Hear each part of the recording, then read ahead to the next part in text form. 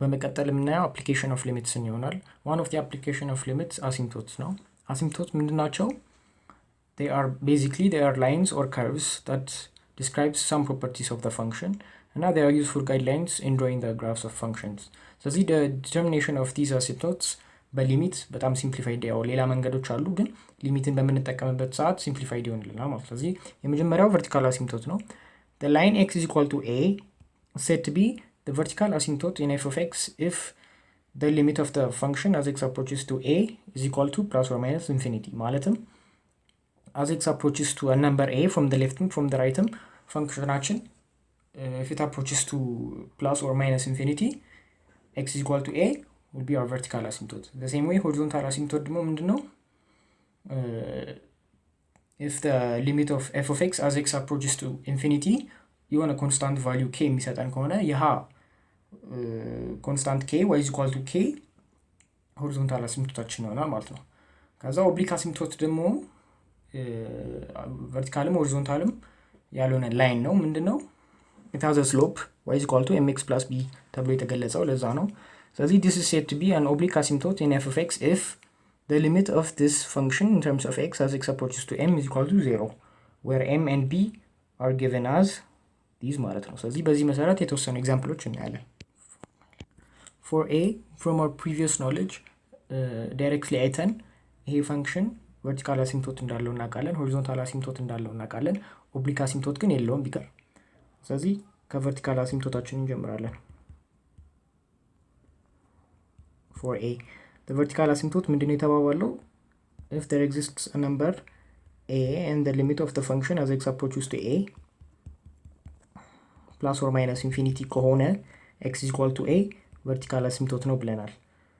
ስለዚህ ምንድነው a ማለት in this case is the number that makes the function undefined ወይም exist የማያደርግበትን ቦታ ነው እየፈለግን ያለ ነው ማለት። ስለዚህ from the function by directly looking at it x is equal to 2 ላይ exist እንደማያደርግ እናውቃለን because at x is equal to 2 it's 6 times 2 over 0 which is non-existent. ስለዚህ x is equal to 2 is our vertical asymptote. at the same time ደግሞ the limit of this function as x approaches to 2 positive infinity እንደሆነ እናውቃለን ማለት ነው።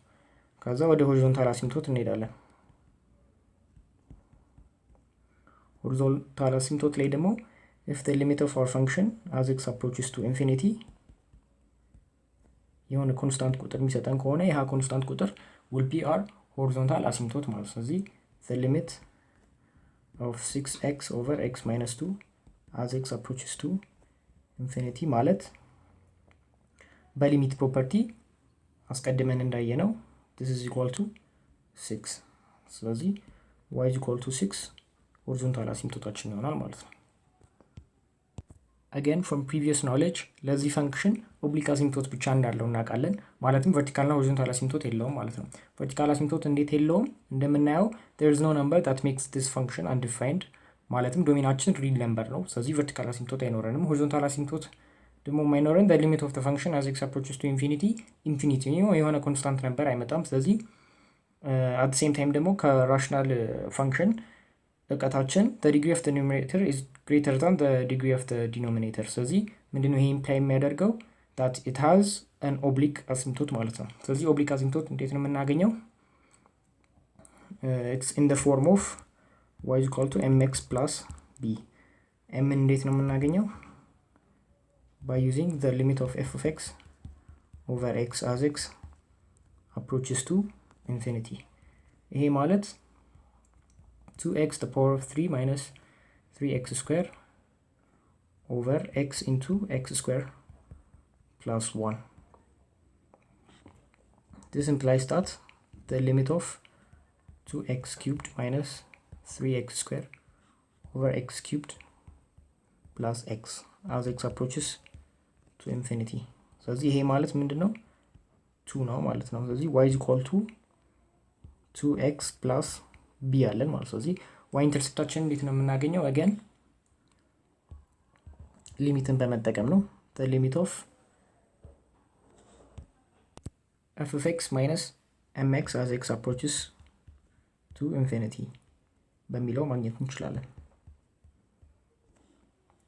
ስለዚህ this is equal to the limit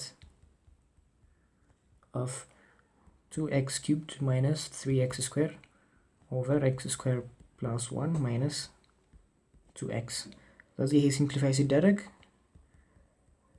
ምን ይሰጠናል? minus 3x square minus 2x over x square plus 1 and this is equal to minus 3 ስለዚህ m እና b አገኘን። ፋይናሊ የላይናችን ኢኩዌሽን ምን ይሆናል ማለት ነው? 2x minus 3 ይሆናል ማለት ነው። ስለዚህ this will be our oblique asymptote to f of x። በመቀጠል continuity of a function የሚለውን ኮንሰፕት እናያለን። A function is said to be continuous at a point x is equal to a if and only if the following conditions are satisfied. የመጀመሪያው if f of a exists ማለትም a is in the domain of f of x። ሁለተኛው ደግሞ the limit of f of x as x approaches to a from the right and from the left is equal to the function of the functional value of a ማለት ነው። ስለዚህ ሊሚታችንና ፈንክሽናል ቫልዩአችን እኩል ከሆነ እና f of a ደግሞ ኤግዚስት የሚያደርግ ከሆነ ማለትም a ዶሜን ውስጥ ከሆነ f of x ዶሜን ውስጥ ከሆነ that function is said to be continuous at that point ማለት ነው። ስለዚህ በዚህ መሰረት እነዚህ ሁለት ኤግዛምፕሎች እናያለን። የመጀመሪያው ጥያቄ ምንድነው የሚለን? if f of x is equal to x over absolute value of x ነው የሚለን is f continuous at x is equal to 0። ስለዚህ ይሄንን ፈንክሽን መጀመሪያ ምንድነው ማድረግ ያለብን? አብሶሉት ቫልዩ ስላለው ሪዲፋይን ማድረግ አለብን። ማለትም የተወሰነ ኢንተርቫል ሌላ ፈንክሽን ነው የሚሆነው፣ በተወሰነ በሌላ ኢንተርቫል ደግሞ ሌላ ፈንክሽን ነው የሚሆነው ማለት ነው። ስለዚህ ሪዲፋይን ስናደርገው አብሶሉት ቫልዩ ኦፍ x ስላለ for x greater than 0 absolute value of x is positive። ስለዚህ x over x ይሆናል which is 1 for x greater than 0 and absolute value of x for x less than 0 minus 1 ነው የሚሆነው። ስለዚህ for x less than 0 minus 1 ይሆናል ማለት ነው። ግን at x is equal to 0 ይሄ ፈንክሽን undefined ነው ማለትም non existent ነው ማለት ነው። ስለዚህ የኮንቲኒየስ አንድ ፈንክሽን ኮንቲኒየስ ለመባል እነዚህን ኮንዲሽኖች ሳቲስፋይ ማድረግ አለበት ብለናል። ስለዚህ የመጀመሪያው ኮንዲሽን ምንድነው የሚለው f of a ማለትም at x equal to 0 ነው የሚለው። ስለዚህ f of 0 ኤግዚስት ማድረግ አለበት ግን non existent ነው። ስለዚህ በአንዱ ኮንዲሽን ፌል ስላደረገ it is discontinuous at x is equal to 0 ማለት ነው። የሁለተኛው ጥያቄ find the value or values of c for which f is continuous ነው የሚለን። ስለዚህ የኮንቲኒቲ ኮንዲሽኖች ምንድነው የሚሉት? the limit of f of x as x approaches to in this case 4 ነው from the right should be equal to the limit of f of x as x approaches to 4 from the left and these two should be equal to f of 4። ስለዚህ ይሄ ማለት ምን ማለት ነው? as x approaches to 4 from the right የምንጠቀመው ፈንክሽን ይሄ piecewise ፈንክሽን ነው። ስለዚህ የምንጠቀመው to the power of absolute value of x minus c ነው። ማለትም to the power of absolute value of 4 minus c የሚለውን እንጠቀማለን is equal to ከዛ to 4 from the left ደግሞ 2x እንጠቀማለን ማለትም in this case 2 times 4 ማለት ነው። f of 4 ማለት 2x function to x ነው የምንጠቀመው።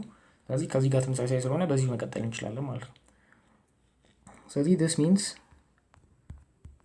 to the power of absolute value of 4 minus c is equal to 8. 8 we know that it's to the power of 3 ስለዚህ ይሄን መጠቀም እንችላለን is equal to the power of 3 ከዛ from exponent property ቤዛችን እኩል ከሆነ ይሄኛው እኩል መሆን አለበት ማለት ነው። ስለዚህ absolute value of 4 minus c is equal to 3 absolute value ስለሆነ ሁለት ቫልዩ ነው የሚኖረን። the first one 4 minus c is equal to 3 ነው የሚሆነው or minus 4 plus c is equal to 3 ነው የሚሆነው። ስለዚህ in this case c is equal to 1 and in this case c is equal to 7 ማለት ነው። ስለዚህ our values of c 1 እና 7 ናቸው ማለት ነው። በመጨረሻ የምናየው intermediate value theorem ነው። Suppose we have a function, a continuous function on the closed interval ab and c is a number between f of a and f of b in any order, doesn't matter. ምንድነው የሚለን ቴረሙ there exists a number x between a and b such that f of x is equal to c ማለት ነው። ስለዚህ ምንድነው የሚለን ግራፊካሊ ይሄንን ዲስክራይብ ስናደርገው there exists a number between a and b which is x such that f of x is equal to c ማለት ነው። ቴረማችን ይሄንን ነው የሚለን። በጣም ሲምፕል እና ኢንቱይቲቭ የሆነ ቴረም ነው። አንድ ኤግዛምፕል እናያለን። ስለዚህ ጥያቄው ምንድነው የሚለው for f of x is equal to the square root of 16 minus x square on the interval, on the closed interval minus 4 up to 0, show that c is between f of minus 4 and for c between f of minus 4 and f of 0 there exists x such that f of x is equal to c where c is equal to the square root of 7. ስለዚህ ምንድነው የሚለን መጀመሪያ we show that the square root of 7 is between f of minus 4 and f of 0. ስለዚህ f of minus 4 ስንት ነው? the square root of 16 minus 4 square is also minus 4 square is also 16. ስለዚህ ይሄ 0 ነው and f of 0 ደግሞ square root of 16 ብቻ ይሆናል which is equal to 4. ስለዚህ we know that the square root of 7 is between 0 and 4. ስለዚህ በዚህ መሰረት we will find the number x such that f of x is equal to c ማለትም the square root of 16 minus x square should be equal to c. ስለዚህ ይህንን ሶልቭ ስናደርገው 16 minus x square is equal to 7, x square is equal to 9, x is equal to 3 and minus 3. ግን minus 3 it's not in the interval ab ማለትም it's not in the interval between minus 4 and 0 positive 3. ስለዚህ የምንወስደው ቁጥር minus 3 ይሆናል ማለት ነው። ስለዚህ IVT በዚህ መሰረት ሳቲስፋይ ይደረጋል ማለት ነው።